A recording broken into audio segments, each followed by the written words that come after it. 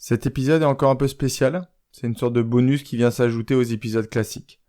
Aujourd'hui j'ai 40 ans, et dans cet épisode, je me propose de t'expliquer les choses fondamentales que j'ai comprises. Forcément, on va pas aller dans le détail, mais tu vas voir que c'est surtout un état d'esprit ou une compréhension de ce qu'est la vie qui nous entoure. L'idée de cet épisode, donc, c'est de comprendre comment on peut passer d'une impression de vie un peu amère, difficile, qui ressemblerait à un combat, à une vie qui paraît beaucoup plus légère, plus tranquille, et qui permet de penser à un futur très positif. À la fin de cet épisode, tu n'auras peut-être pas appris quelque chose de théorique, mais j'espère que tu auras saisi un peu ce qu'est l'état d'esprit pour le changement, pour avoir envie de changer et pour réussir à changer surtout. Salut à toi, tu es sur le podcast Dépasse-toi. Je suis Sylvain Viens et je partage avec toi toutes les connaissances et les outils que j'ai acquis à travers de nombreuses lectures, réflexions et expérimentations en tout genre. À la fin de cet épisode, tu ne seras pas plus riche financièrement, ni plus beau ou plus belle physiquement, mais je peux te promettre que tu auras appris quelque chose qui te servira dans la vie de tous les jours. Tous les mardis, à 6h30, je te proposerai un épisode qui te permettra de gérer au mieux les difficultés que tu traverses, ou au contraire de profiter au mieux des opportunités qui s'offrent à toi. Je te propose aussi de t'abonner à la newsletter, car c'est dans celle-ci que j'irai encore plus loin avec toi. Pour continuer cet épisode un peu spécial, je voulais te parler d'une image. Si tu m'avais croisé dans la rue il y a 5 ans, donc à l'aube de mes 35 ans, et tu m'avais demandé, et à 40 ans, qu'est-ce que ça va te faire ? Je pense que j'aurais ressenti vraiment la tristesse, la mélancolie, et peut-être que je me serais projeté vers le passé.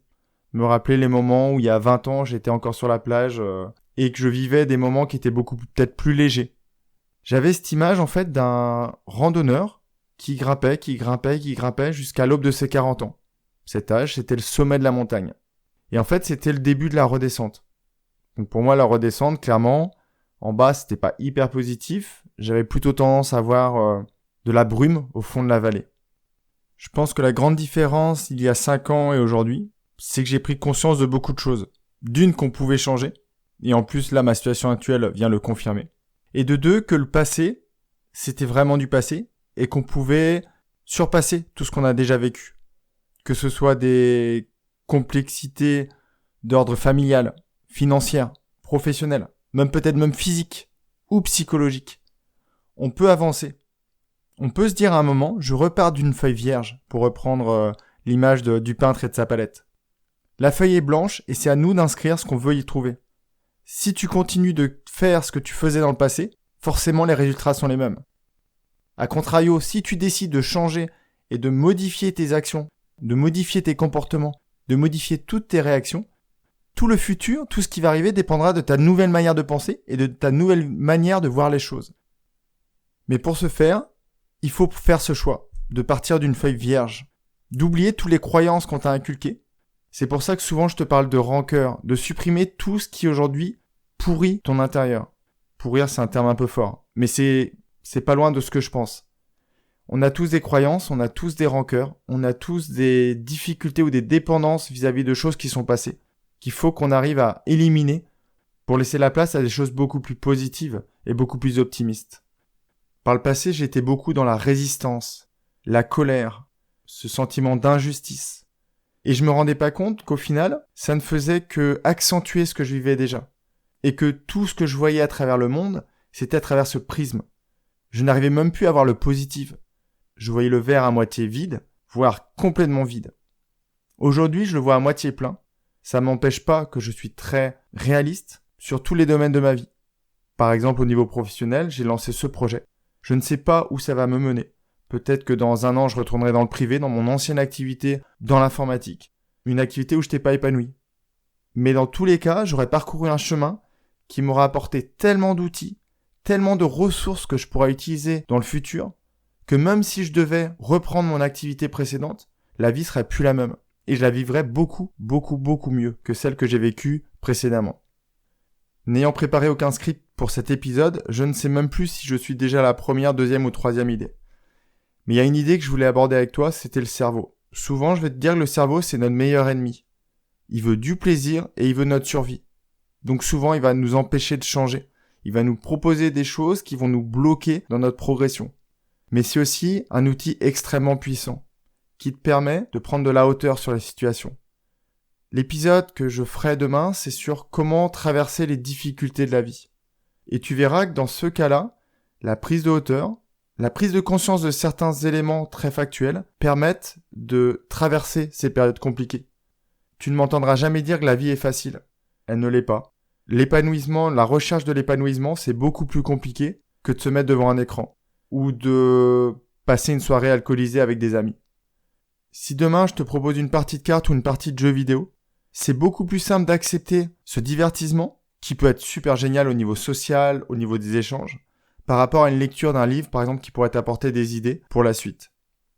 C'est toujours une histoire d'investissement, en fait, personnel. Est-ce que tu veux du plaisir très rapidement ou est-ce que tu veux investir pour quelque chose qui t'apportera beaucoup dans le futur? Je pense que quand tu es derrière ton smartphone ou avec tes écouteurs aujourd'hui, tu n'es pas dans l'optique d'en profiter tout de suite. J'espère que ma voix n'est pas très désagréable, mais je pense pas que ça t'apporte du plaisir dans l'instant présent, que tu sois un homme ou une femme. J'espère juste que les petites suggestions que je te fais à travers ce podcast te permettent de réfléchir par toi-même, peut-être que ça te donne envie de commencer la méditation, d'écrire, de lire, et te poser les questions qui vont te permettre d'avancer. Le cerveau nous le permet, utilise-le à bon escient. Prends quelques moments de solitude dans la vie de tous les jours pour te poser et partir d'une idée et essayer de démêler tous les fils. Peut-être qu'au bout d'un quart d'heure, tu auras démêlé tous tes fils. Peut-être qu'au bout d'un quart d'heure, tu n'auras démêlé aucun fil et tu n'auras même pas trouvé le bout du fil qui te permettra de commencer à ce démêlage. Mais toutes ces petites actions répétées, cumulées, vont te permettre d'avancer. La troisième idée ou la quatrième idée, cinquième idée, je suis plus vraiment où je suis dans cet épisode, c'est qu'on est un tout. Tu peux pas te limiter à travailler ton corps d'un côté. Par exemple, en essayant de faire en sorte que ton sommeil soit vraiment de bonne qualité. Ou ton alimentation. Tu peux pas te limiter à travailler seulement ton esprit, en lisant, en écrivant. Tu peux pas non plus te limiter à ne travailler que ton cœur. On est un tout. Tout est lié. Quelqu'un qui a des mauvaises pensées devient triste. C'est son cœur qui s'affaiblit. Au bout d'un moment, cette tristesse peut se transformer en dépression. Et dans ce cas-là, c'est son corps physique entier qui réagit. On ne peut pas prétendre à une vie épanouie, riche, pleine de sens, si on ne travaille pas ces trois axes. Tu peux par exemple essayer de toi te définir sur ces trois différents axes. Comment tu es au niveau corps, comment tu es au niveau esprit et comment tu es au niveau cœur. Quelqu'un qui est intellectuellement rassasié, qui a une très bonne culture, qui utilise son cerveau de manière très efficace, qui fait du sport, qui dort bien, qui s'alimente bien, mais qui est bouffé de l'intérieur par de la rancœur, par des dépendances émotionnelles vis-à-vis de personnes, ou par une très faible estime de soi, n'est pas quelqu'un qui peut être bien dans ses baskets. Encore une fois, la première étape, c'est la prise de conscience. La deuxième étape, c'est de voir comment on peut faire pour faire bouger les choses. Et je peux t'assurer que tout le monde en est capable.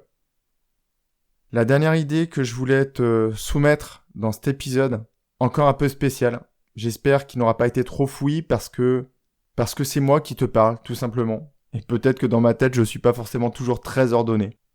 Je voulais donc finir sur la responsabilité. On est responsable de ce qu'on fait, on est responsable de ce qu'on dit, et on est responsable des manières dont on réagit. C'est quelque chose qui est vraiment fondamental. Si tu penses qu'aujourd'hui tu es malheureux à cause des autres, ça ne te donne pas envie de changer. Dis-toi que tout ce que tu as aujourd'hui, tu en es responsable. Si tu en es responsable, tu peux le modifier. Si tu peux le modifier, tu peux arriver à une situation qui te permettra d'être beaucoup mieux dans tes baskets, d'être beaucoup plus serein, d'être beaucoup plus zen, d'accueillir les événements de la vie difficiles. Car il y en aura. Je te parlais d'ascension tout à l'heure. Maintenant, je vois encore mes 40 dernières années, peut-être, ou plus, comme une ascension. Je vais continuer de grimper. Il y aura des plateaux à un moment. Je vais stagner. Il y aura peut-être même encore des creux. C'est-à-dire que je vais retomber dans des situations difficiles. Mais je sais que dans cette ascension, même si mon piolet se décroche de la paroi et que je glisse, je vais réussir à me raccrocher. J'aurai tellement de ressources, tellement d'outils, tellement de capacités que j'aurai développées sur le chemin, que si jamais je dégringole, ce sera sur une courte durée et je pourrai reprendre pied très rapidement. J'ai vraiment eu une drôle d'impression en disant ça. J'ai eu l'impression de sortir de moi-même et de me dire « Mais Sylvain, mais qu'est-ce que tu racontes ? Comment tu as pu autant évoluer ?» J'espère vraiment que dans un an, on fera le bilan et je repasserai par un épisode spécial pour faire le bilan de ces 1 an de podcasting. J'espère vraiment, seulement si une seule personne pouvait changer, pouvait juste prendre conscience de tout ce qu'on peut faire, ce serait vraiment génial. Si c'est toi, j'en suis encore plus heureux. Et si, après que toi tu aies changé, tu peux faire changer tout le monde autour de toi, ce serait encore plus beau. Je vais m'arrêter là. Je vais pas commencer à avoir des discours philosophiques ou métaphysiques. Mais je te dis dès demain, on réattaque les épisodes classiques.